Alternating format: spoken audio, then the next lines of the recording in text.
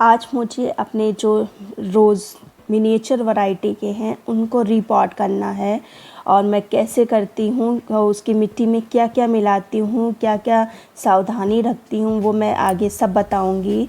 और जो 5-6 मैं पहले ही कर चुकी हूँ जिनकी रिपॉटिंग, उसमें देखिए आप कितनी अच्छी नई नई ग्रोथ भी स्टार्ट हो गई और साथ में फ्लावरिंग भी होने लगी है।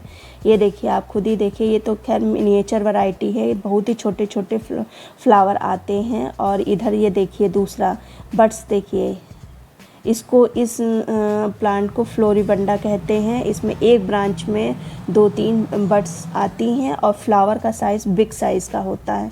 अभी तो इनके फ्लावरिंग का सूटेबल मौसम नहीं है, इसलिए आपको छोटे छोटे इसमें फ्लावर दिखाई देंगे।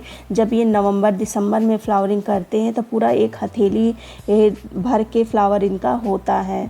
और जो कि मैंने लास्ट ईयर सर्दियों में आपके साथ शेयर ही किया था, वही ये प्लांट है। इन्हीं की मैंने रिपोर्टिंग करी थी और आपके साथ शेयर भी किया था। अब मुझे अपने 2 मिनिएचर जो रोज़ हैं उनकी रिपोर्टिंग करनी है, क्योंकि उनकी भी रूट बाउंड हो गया है। तो कई कमेंट आए थे कि मिट्टी में आप क्या मिलाती हैं, कैसे रिपोर्टिंग करती हैं, तो मैं एक एक का आंसर तो नहीं दे सकती हूँ, तो इसीलिए मैंने ये वीडियो आपके साथ शेयर किया है। जिसको भी रिपोर्टिंग के बाद प्रॉब्लम होती है, उनकी पत्तियां पीली होने लगती हैं या कोई और प्रॉब्लम होती है, पौधा उनका मर जाता है, तो उनके लिए ये बहुत ही अच्छा वीडियो हो सकता है। आप पूरा वीडियो देखिएगा, क्योंकि वीडियो के बीच में ही मैं काफ़ी चीज़ें आपको बताऊंगी जो आपके रोज़ के लिए बहुत ही काम की होंगी। तो चलिए फिर शुरू करते हैं। तो ये देखिए, ये मेरा मिनिएचर वैरायटी का प्लांट है। इसमें फ्लावर्स तो खूब सारे आते हैं, खूब सारी बड्स आती हैं, लेकिन ये बड्स इतनी ही रह जाती हैं, फ्लावर पूरा अच्छा नहीं खिलता। हालांकि इसका फ्लावर बड़ा नहीं होता, लेकिन ये तो बड्स ही रह जाती हैं। इसीलिए और मैं इनकी रिपोर्टिंग करूँगी। और लगभग 1.5 साल से इस पॉट में लगा भी है, तो जहाँ तक है इसकी रूट भी बाउंड हो चुकी होगी, इसीलिए मैं इसको इनकी रूट प्रोनिंग करूँगी। अभी मैंने ऊपर से कोई भी कट नहीं किया है, किसी भी तरह की कोई प्रूनिंग नहीं की है।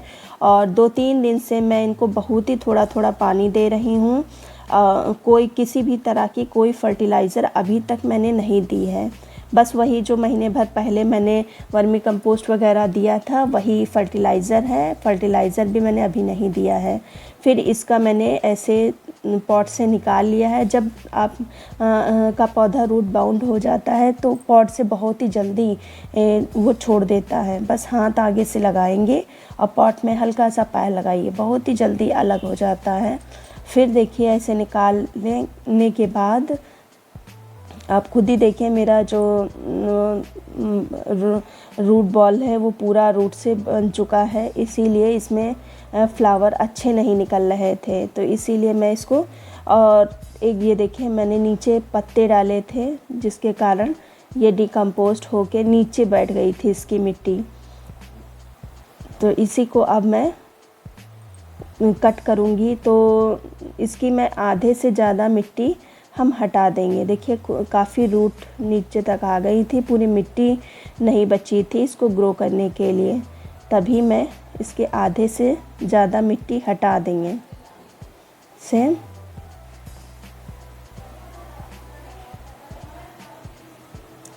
पूरा अच्छे से मिट्टी हटा दें। और ये काम मैं रात के समय कर रही हूँ, बिल्कुल शाम होने वाली है। आपको भी थोड़ा सा अंधेरा आगे लगेगा तो थोड़ा इग्नोर करिएगा, क्योंकि ये काम आप शाम के ही टाइम करें तो ज़्यादा अच्छा है।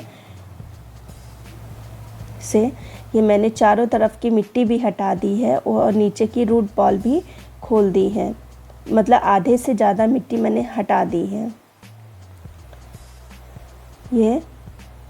और इस वाली मिट्टी में कुछ पुरानी मिट्टी भी है इसकी झड़ी हुई, तो उसकी रूट्स हटा देंगे।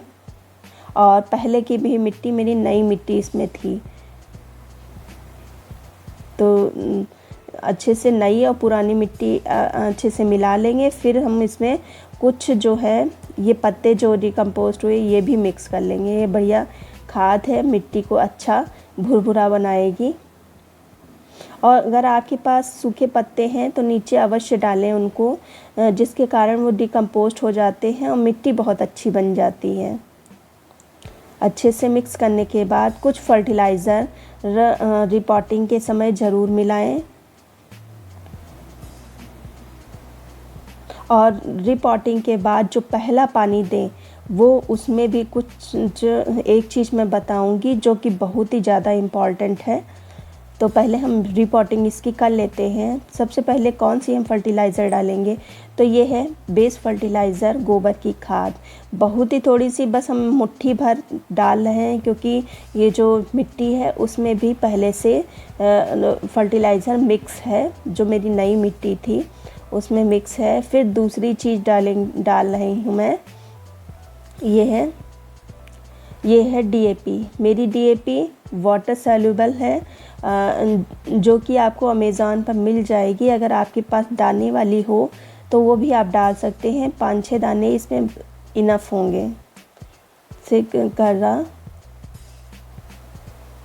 और फिर जो तीसरा फर्टिलाइज़र है, जो भी मैं फर्टिलाइज़र डाल रही हूँ वो गुलाब के लिए बहुत ही ज़्यादा ख़ास है, जिससे कि ग्रोथ बहुत अच्छी होती है। फिर ये है बोन मील।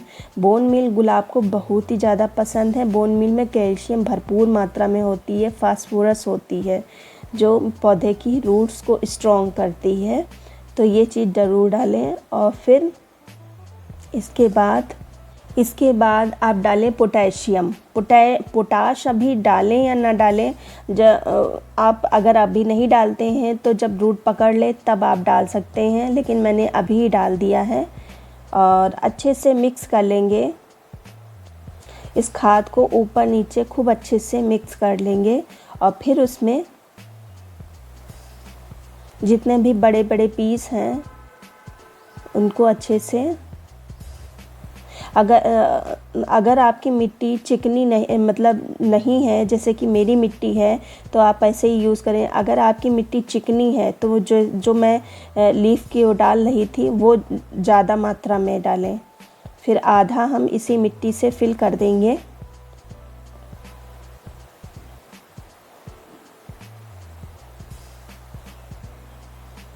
इसकी मिट्टी चिकनी नहीं होनी चाहिए। इसकी मिट्टी अगर आपकी चिकनी है और आप, जैसे कि मैंने ड्राई बताई लीफ, वो नहीं है, तो आप जैसे मोरंग जो होती है मोटे दाने वाली, वो मिक्स कर सकते हैं। वो भी ज़्यादा अच्छी है। जैसे एडेनियम की मिट्टी होती है वैसे ही उस टाइप की ही इसकी भी मिट्टी होती है। तो वैसे तो इसको सिंडर में लगाया जाता है, लेकिन अगर सिंडर नहीं है तो फिर ऐसे मिट्टी बनाइए, रोज़ अच्छा चलेगा। आधे से ज़्यादा, देखिए आधे से कम ही है, हम मिट्टी कर देंगे। फिर इसको हम रख के देखेंगे, लेकिन ये बहुत ही ज़्यादा नीचे आ जाएगा, तो और हम मिट्टी इसको करते हैं। ये चूँकि ये मिनिएचर वैरायटी है, झाड़ टाइप का पौधा होता है, तो नीचे ही से इसमें बहुत ही ज़्यादा होता है, तभी ये बहुत नीचे लग रहा है। आप देखिए मैंने लगा दिया है और इसका साइज़ ठीक है। आप देखिए जो पहला पानी है, जो पानी मैं पहला डालूँगी उसमें मैंने डाला है एप्सम साल्ट। आधी चम्मच मिला के मैंने एप्सम साल्ट डाला है। एप्सम साल्ट बहुत ही ज़रूरी होता है पौधे की रिपोर्टिंग के बाद। पौधे की रिपोर्टिंग में जैसे रूट जब कट करते हैं तो उसको शॉक लगता है, तो एप्सम साल्ट डालने के बाद ये जो शॉक है वो थोड़ा कम हो जाता है और जो रूट है वो बहुत ही जल्दी एक्टिव हो जाती है। ऐसे करते हैं, ये नहीं डालते हैं तो उसको कम से कम 15 दिन एक्टिव होने में रूट लगता है। लेकिन जब हम एप्सम साल्ट डाल देते हैं तो बहुत ही जल्दी, मुश्किल से 5-6 दिन में ही आपको नई ग्रोथ स्टार्ट दिखाई देने लगेगी। तो ये देखिए मैंने डाल दिया है और इसको अब हम 3-4 दिन शेड में रखेंगे और फिर हम लगभग जब इसमें नई ग्रोथ स्टार्ट हो जाएगी तब हम ऊपर से इसकी प्रूनिंग करेंगे और जितनी भी एक्स्ट्रा ब्रांचेस हैं, जैसे पतली पतली सी ब्रांचेस हैं, उन सब को हटा देंगे। देखिए काम करते करते अंधेरा होने लगा है, लेकिन प्रूनिंग रात में ही सही रहती है, इसीलिए मैंने आपके साथ इस समय शेयर किया। अगर आपको प्रॉब्लम हो रही हो तो उसके लिए सॉरी। और फिर इसको हम रखने के बाद, इसकी प्रूनिंग करने के बाद फिर हम एक फर्टिलाइज़र और डालेंगे, जो मैं आगे आपके साथ शेयर करती रहूँगी। तो अगर वीडियो पसंद आया हो, नॉलेज कुछ काम की लगी हो, तो वीडियो को लाइक कर दीजिए, सब्सक्राइब कर लीजिए। मिलते फिर किसी वीडियो में।